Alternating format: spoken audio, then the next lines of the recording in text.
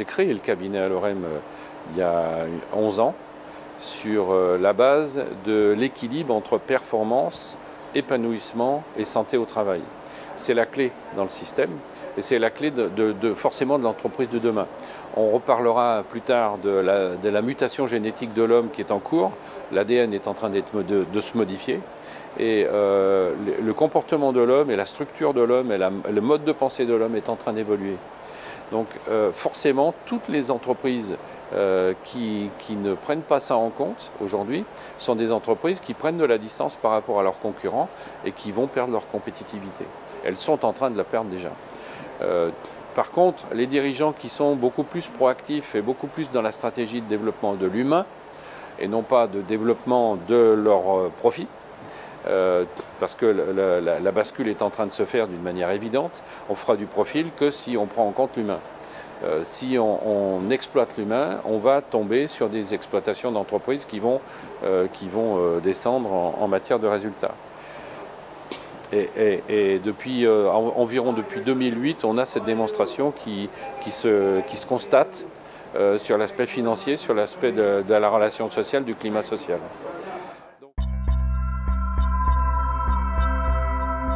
Alors, l'intérêt pour le dirigeant, il est évident parce que on a été le seul cabinet à faire des études là-dessus. On a fait des études sur pas mal d'entreprises dans tous les secteurs d'activité.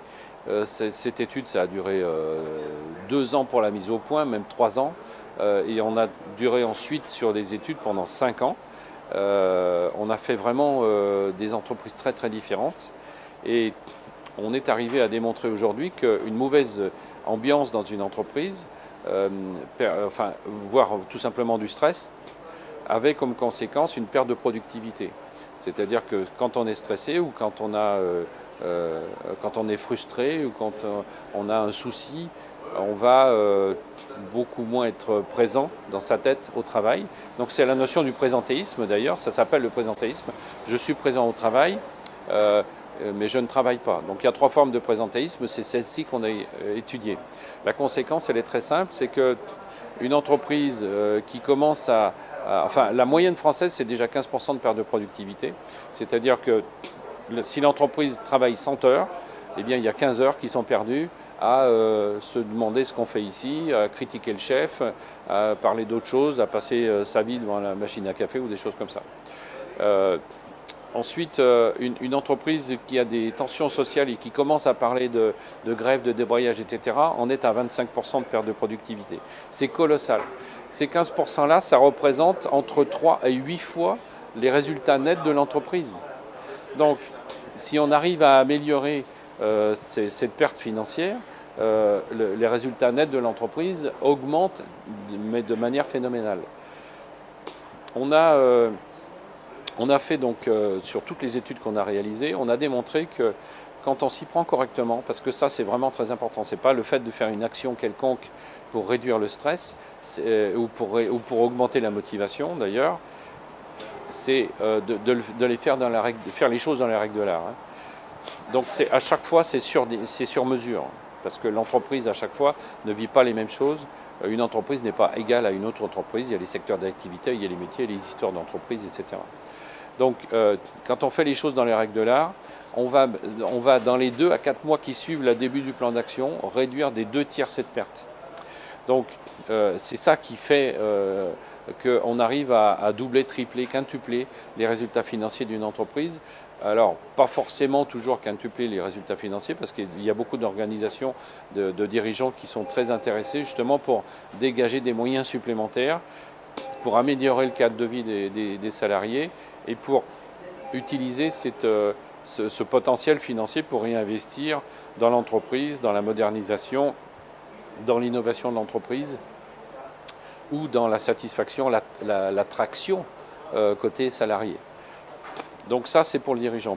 Pour le collaborateur, alors pour le manager peut-être, pour le manager c'est plus intéressant de souligner qu'on arrive à former très bien les managers pour motiver les collaborateurs et pour transformer leur rôle, leurs tâches en notion de mission collaborative et de bien-être au travail. À partir du moment où on a basculé le collaborateur dans cette démarche de bien-être au travail, les risques psychosociaux disparaissent d'eux-mêmes. C'est pas la peine d'en faire un plat sur le stress parce qu'on est tous plus ou moins stressés. La notion de participation et de fédération se développe tout à fait naturellement. Donc c'est juste une question de bascule de culture d'entreprise, de culture managériale dans l'entreprise, et on a créé des formations spécifiques pour ça. Et le troisième point, c'est l'intérêt pour le collaborateur. C'est très simple. Il a une amélioration de sa santé au travail. Au lieu de faire se dégrader sa santé, eh bien, il bascule tout simplement dans la notion de bien-être au travail. Il est considéré, il est reconnu. À partir de là, c'est quelque chose qui est un cercle vertueux, c'est quelque chose qui est constructif pour le collaborateur. Il va se réaliser, s'épanouir. Voilà, tout simplement.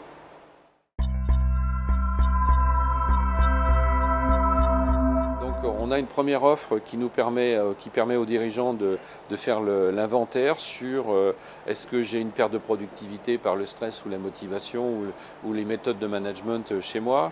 Est-ce que tout ce qui est flux, organisation, processus, moyens va engendrer des pertes de productivité chez moi. Comment est perçue l'organisation interne de l'entreprise? Est-ce que mes clients ou est-ce que mes collaborateurs sont satisfaits de cette organisation? Et à partir de là, on a créé un réel diagnostic des risques psychosociaux et opportunités psychosociales. Donc on ne se focalise pas seulement sur le stress ou sur le risque, on va se focaliser à la fois sur les opportunités d'amélioration et de motivation des collaborateurs et de bien-être au travail. Donc, on est les seuls en France à faire ce diagnostic-là positif. Et on va mesurer justement quel serait l'impact d'un plan d'action sur la productivité et sur le climat social et sur les conditions de travail. Donc ça, c'est un diagnostic collectif. Après, on peut mettre en place une gestion des talents. C'est vraiment la démarche aujourd'hui qui est recommandée pour toutes les entreprises.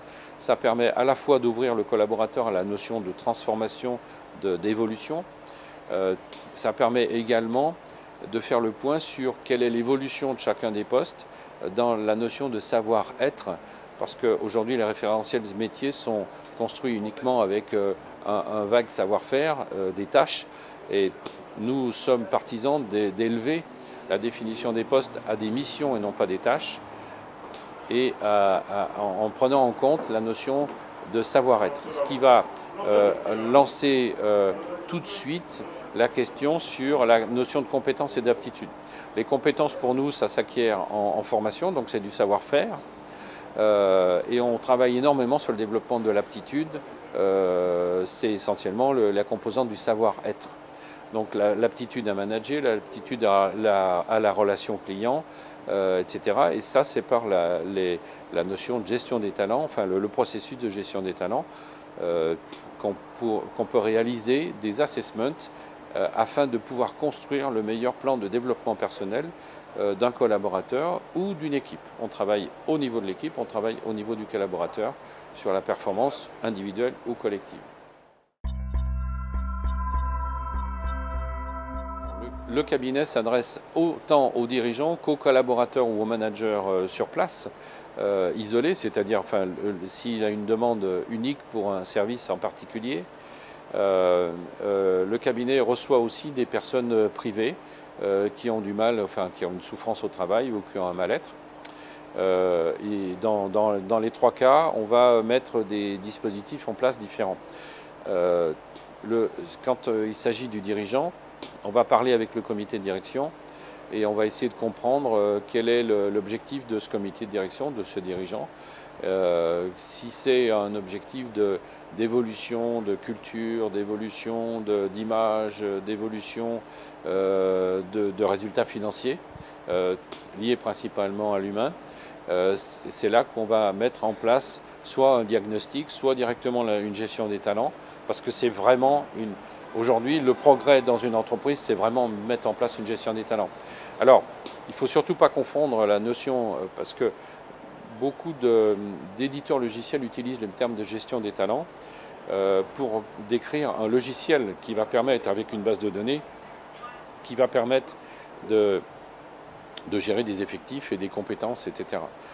Donc, il ne faut surtout pas confondre ça avec la vraie notion de gestion des talents, qui est tout le processus RH d'évaluation et de montée en conscience du collaborateur et de motivation à changer, à évoluer. C'est ça notre spécialité. On travaille en collaboration avec tous les systèmes d'information qui font entre guillemets, de la gestion des talents. Mais notre métier à nous, c'est d'évaluer, de comprendre, de faire monter en conscience et de motiver pour changer, en identifiant les bons axes de changement, ceux qui conviennent à la personne et qui sont dans l'axe de l'entreprise.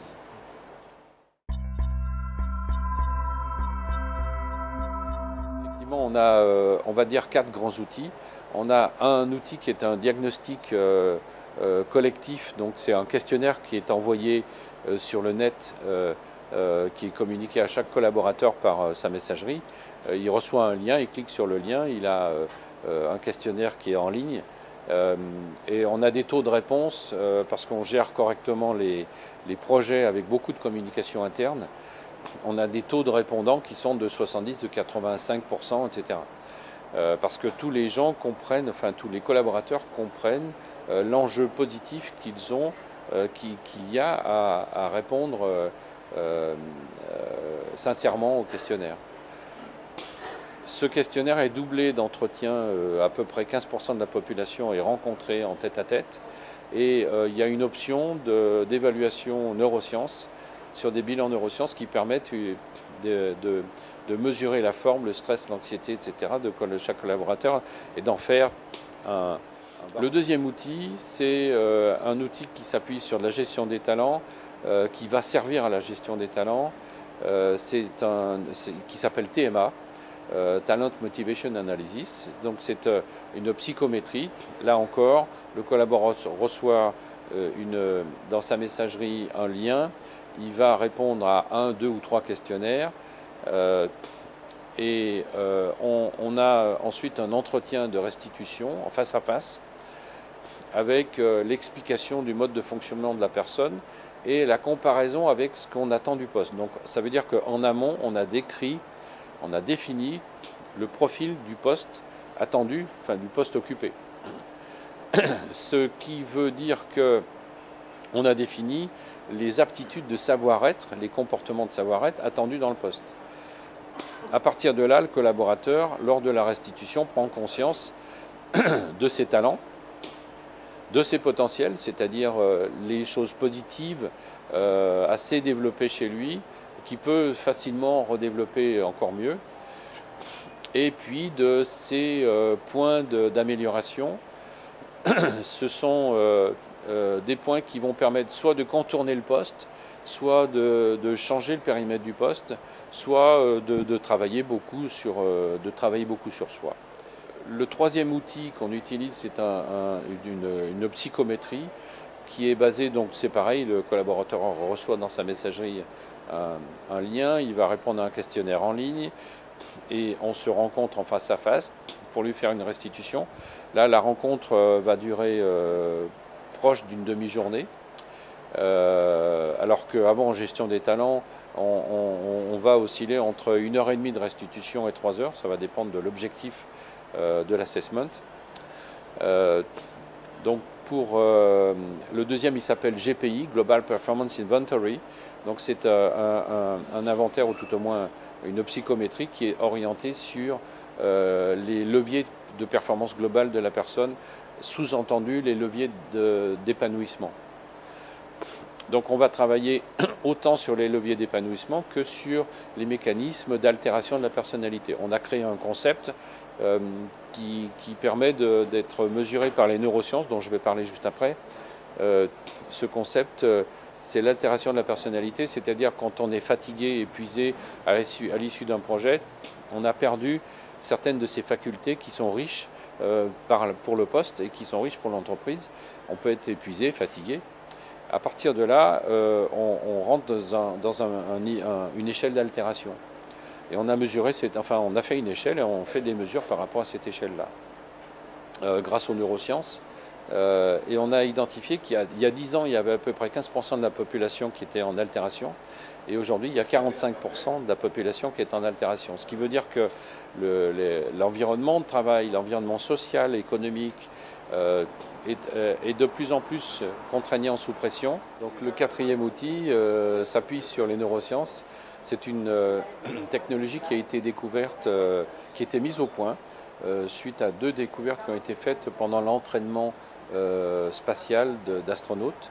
Il permet de décoder 180 points dans le corps, donc c'est une question de mesure du pH dans le corps humain, et grâce à un système expert qui est très puissant, de reconstituer, de recomposer l'équilibre de 4 neurotransmetteurs. Donc le dosage de 4 neurotransmetteurs qui sont tous les 4 essentiels dans le comportement humain. Ces 4 neurotransmetteurs peuvent avoir un dosage faible, nominal ou fort. Comme ils sont 4, ça fait 81 solutions. Ces 81 solutions, on les rencontre dans la vie courante, des gens qui s'équilibrent différemment. Il y en a une qui est le burn-out, il y en a une qui est la dépression, sur les 2 extrêmes, parce que souvent on mélange les deux, mais ce n'est pas du tout les mêmes fonctionnements. Mais ça permet aussi de comprendre comment on obtient le niveau de créativité le plus élevé, la capacité de concentration élevée, la mémoire la plus élevée. Et c'est le fait de rechercher naturellement l'équilibre humain sans médicaments, bien sûr, sans rien de polluant ou d'artificiel, simplement en apprenant à la personne à se gérer dans son mental et dans son hygiène de vie et dans ses habitudes pour obtenir la forme optimum d'une manière naturelle.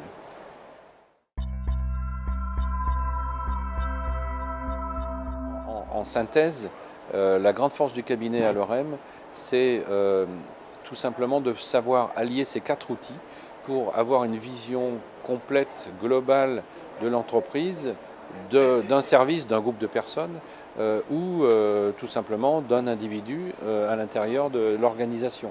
Donc on sait agir à ces 3 niveaux-là, et c'est en essayant de comprendre l'un dans l'autre, de comprendre l'un au regard de l'autre, qu'on arrive à trouver des solutions très faciles à développer, qui sont peu onéreuses, parce qu'aujourd'hui, beaucoup de diagnostics peuvent déboucher sur des plans d'action compliqués.